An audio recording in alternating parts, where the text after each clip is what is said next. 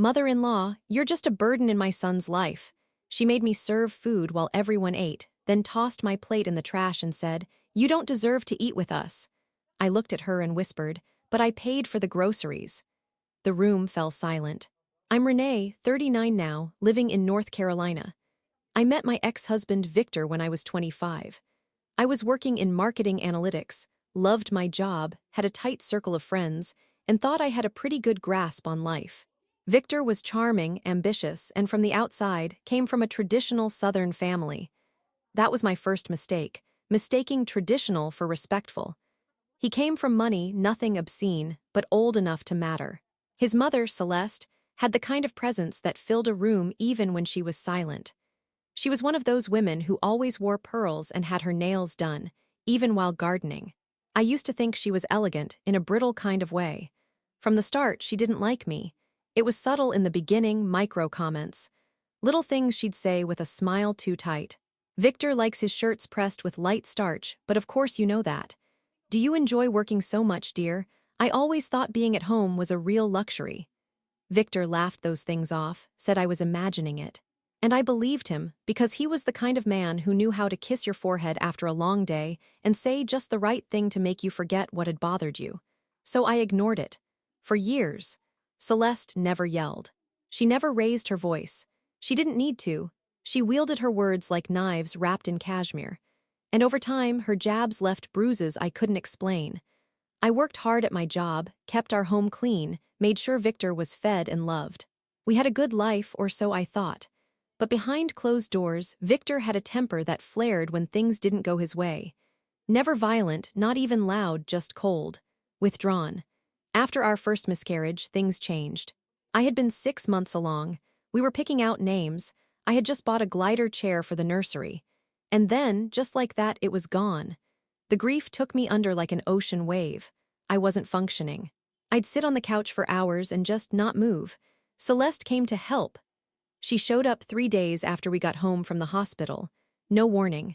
She walked into our house, looked around like she was inspecting a rental and said, "Well, this place could use a woman's touch." I was still bleeding, still in physical pain, but that wasn't enough for her to show empathy. She told me to my face that she thought maybe this was a sign and that Victor deserved better. Victor never stepped in. Never told her to stop. Never told her to go. After that, I started shrinking. I didn't see it happening at the time, but I became smaller every day. I'd think twice before speaking. I'd fold laundry before work just so she wouldn't criticize. I'd cook meals I didn't even want to eat because I knew they were Victor's favorites. Then came Thanksgiving. It was 2022. We hosted that year because Celeste had undergone minor knee surgery and couldn't manage the stairs in her own house. I took time off work to prepare, 3 days in the kitchen, shopping, cooking, cleaning. I planned the entire meal from scratch, bought heritage turkey, sourced organic produce. I wanted everything to be perfect. The day came, and I was up at 6 a.m., already basting and chopping. Victor wandered in around 10, poured coffee, and went outside to clear his head. He stayed out there almost until guests arrived. Celeste came in wearing a fur-collared coat, even though it was 58 degrees, and told me I looked tired. I told her I hadn't slept much. She replied, "Well, you're not as young as you used to be. These things take a toll." Her daughter, Fiona, and her family arrived not long after. I liked Fiona well enough. She was always polite but clearly walked on eggshells around Celeste. Her husband Darren was the kind of guy who didn't want drama, so he said little and agreed with everything. Dinner was at 4. I brought every dish to the table: roasted garlic mashed potatoes, green bean almondine, cranberry chutney, cornbread dressing, you name it. I plated everyone's food, refilled glasses. Victor sat at the head of the table. I went back to the kitchen to get my own plate, which I had set aside after all the chaos. When I returned to the dining room, I stopped in the doorway. My seat was gone. Celeste had moved her handbag into it. Everyone else was eating, laughing. No one looked up. I stood there holding my plate, unsure. Then Celeste turned to me and said, "There's no room, you can eat in the kitchen." Actually, she got up, walked over to me, took my plate gently and dumped it in the trash can. Then, louder this time, "You don't deserve to eat with us." I didn't cry. I didn't yell. I looked at her and said, "But I paid for the groceries." And the room fell silent. Victor looked away, Fiona opened her mouth, closed it. Darren actually coughed. The kids stopped mid-bite.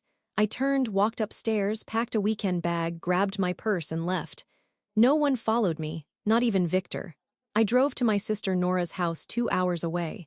She opened the door and didn't ask a thing, just hugged me and said, "I've been waiting for this." That night, I slept for 10 hours straight. The next day, I called a divorce attorney. I stayed with Nora for 10 days. Her house in Greensboro had always felt warm, soft lighting, plants in every room, and that mix of citrus and cinnamon she always had wafting through the air. I hadn't realized how starved I was for a safe space until I stepped through her door. She didn't press me for details, just made space. Tea appeared when I was sitting quietly on the couch. A blanket found its way over my shoulders when I drifted off mid-afternoon. And for the first time in years, I didn't feel like I had to apologize for existing. On day 3, I told her everything. She listened quietly as I described how isolated I had become, how I'd started working late on purpose just to avoid going home, how I'd wake up with anxiety every time Celeste visited, unsure of what I'd be criticized for that day, how I'd learned to silence my own needs in exchange for keeping the peace. And when I told her what happened at Thanksgiving, she didn't gasp or express shock. She just nodded, like she'd known, like she'd been waiting for me to say it out loud. "I always wondered," she said softly. "Every time you'd visit, there was sadness under your eyes. You weren't you anymore." That was the first time I cried. Not when Celeste humiliated me, not when Victor didn't stand up for me, but sitting in Nora's kitchen, with the dishwasher humming in the background and her hand wrapped around mine. By the end of the week, I had signed a contract with a divorce attorney in Chapel Hill.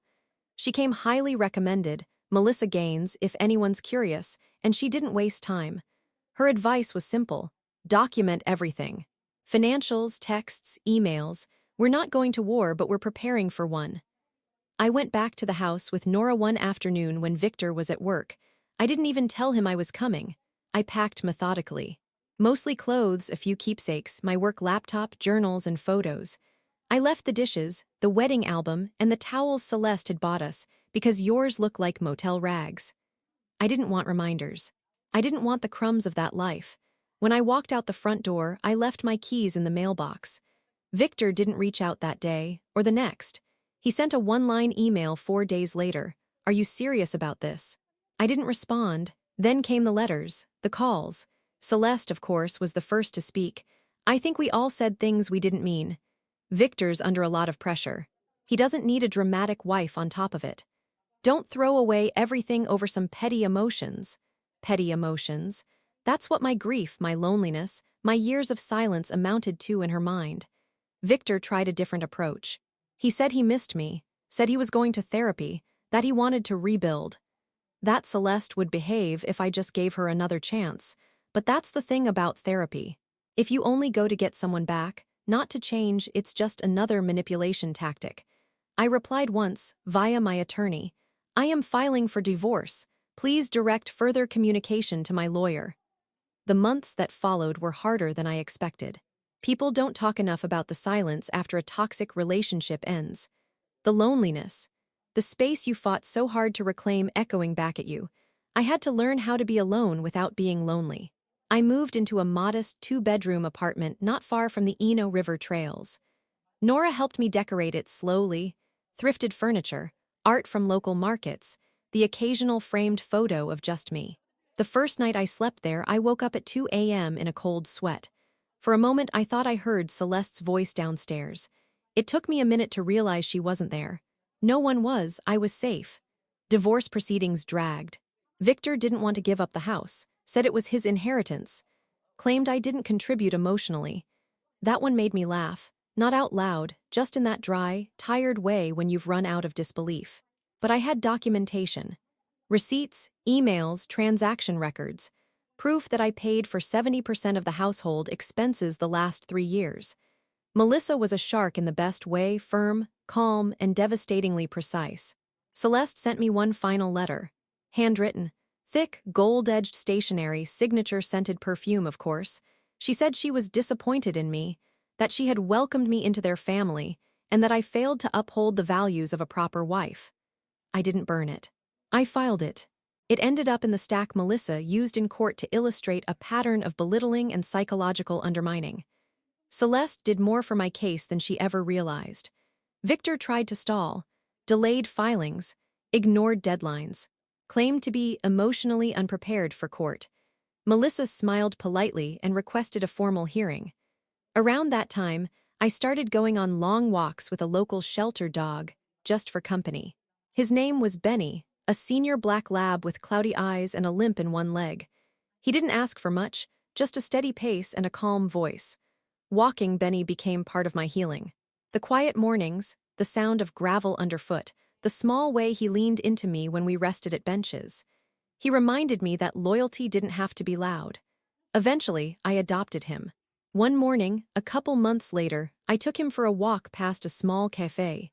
Sat outside with a coffee. A woman at the next table asked if she could pet him. We ended up talking for nearly an hour. She had been through her own divorce a year before. Different details, same pain. She said something I'll never forget. We survive not just the people who hurt us, but the version of ourselves who let them. And she was right. I wasn't the same Renee who stood silently while her mother-in-law humiliated her. I wasn't the woman who twisted herself into a shape small enough to fit someone else's expectations. I was someone new. Raw, maybe. A little bruised, but I'm awake. The court date finally arrived in early spring. It was one of those warm Carolina days where the air already smells like pollen, and people are starting to wear sandals even though it's still too early. Victor showed up in a suit that looked too large, like he'd either lost weight or never figured out how to wear clothes without me. Celeste was with him, of course. She sat behind him in court like a statue, lips pursed, heels crossed at the ankle, her usual air of superiority wrapped tight around her like a shawl. The judge, an older black woman named Judge Rollins, didn't have time for theatrics. She made it clear early on that courtroom drama wouldn't fly. Victor's lawyer tried to paint me as emotionally unstable and difficult to live with. Melissa, my lawyer, didn't even blink. She calmly submitted the folder we'd built over months. Texts, voicemails, financial records, and of course, the infamous Thanksgiving incident, which I described under oath. When I told the judge that my mother-in-law threw away my dinner and told me I didn't deserve to eat, and I responded by reminding her I paid for the groceries, the judge lowered her glasses and asked, "She said what?" I repeated it. A slow, measured silence followed.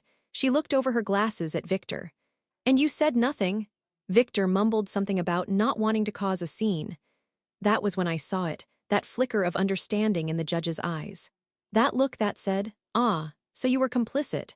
The ruling came 2 weeks later. I was granted the house. Victor was required to buy out my share of the remaining joint assets or sell his investment property to make up the difference. I got the car. And because I had been paying more than half the bills for years, documented down to the cent, I was awarded reimbursement for shared expenses that I had covered alone. Victor didn't even look at me in court.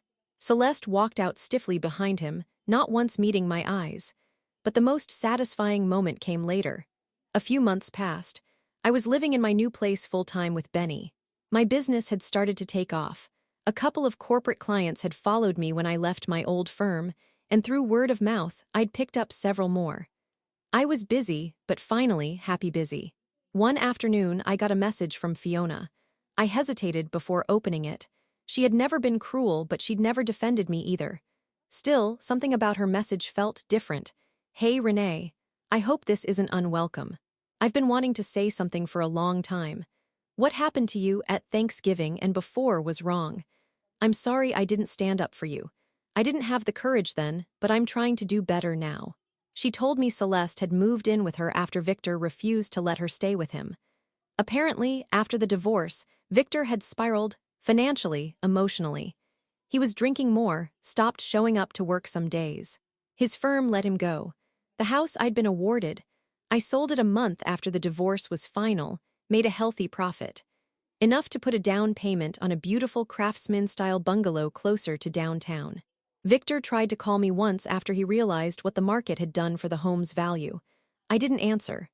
Back to Fiona, she said that Celeste was driving her nuts, that she criticized everything, that she made subtle comments about Fiona's weight, her parenting, her lack of decorum.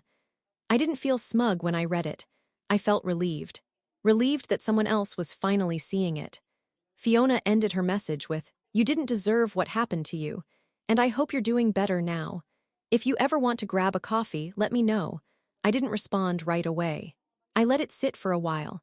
But my real revenge, the part that still makes me smile, came at a charity gala. About a year after the divorce, I was invited to a fundraiser for a local women's shelter. My business had done some pro bono work for them, and they asked me to speak on a panel about resilience, healing, and starting over. It was a small event, but well attended by professionals and donors from across the region. I stood on stage, wearing a simple navy blue dress, hair pulled back, Benny's adoption tag tucked inside my purse like a good luck charm. I told my story softly, directly. No theatrics, just the truth. After the panel, I mingled. Several people approached me, asking about my work. One woman introduced herself as the director of HR for a major company. She said, "I don't normally reach out at events, but you're the kind of person we need." A job offer followed. Higher pay, better hours, full creative control. I politely declined. I was happy with my own business. But it felt good to know I was finally being seen for who I was, not who someone wanted me to be. And then, as I was leaving the venue, I saw her. Celeste, across the lobby talking to a mutual acquaintance. She hadn't seen me yet. She looked older, tired. Her posture wasn't as perfect. Her lipstick was faded. She carried herself like someone who knew she'd lost control of the narrative. Our eyes met. She blinked. I didn't wave. I didn't smile. I just turned and walked out, heels clicking softly against the marble floor. And for once, she had nothing to say. That's how it ended, not with screams or slamming doors, but with silence. The same kind I'd been forced to swallow for years. But this time it was mine. I never screamed, never broke, I just left.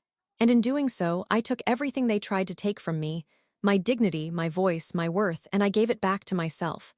That's revenge. Not winning loudly, but living quietly, fully, and completely free.